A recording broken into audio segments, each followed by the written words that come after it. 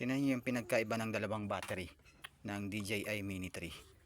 Ito yung halos 118 cycles na.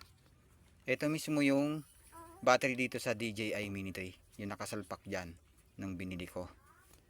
Tapos, ito naman yung halos mga 40 cycles pa lang yata ang cycle count nito. Pero, tingnan nyo may crack agad dito sa may lock magkabilaan. Nilagyan ko ng masking tape. Tapos, nirepair ko yan sa loob. So, papakita ko sa inyo yung video sa susunod na araw. Basta, yan yung remedyo dito sa labas. Tapos, may ginawa pa ako dyan sa loob. Pero, ang pinagtataka ko, parehong original yung battery. Pero, kung asan yung hindi ko madalas magamit, yung pa talaga yung nagkaroon ng crack. Samantalang ito, tingnan nyo 118 or 119 cycles na. Wala pang crack yan Tapos dito.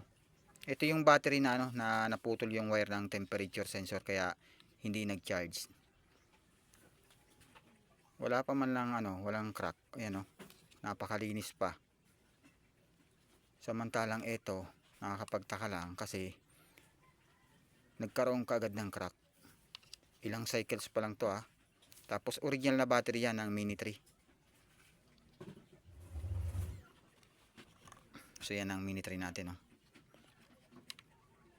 Sa loob ng isang taon, ganun pa rin.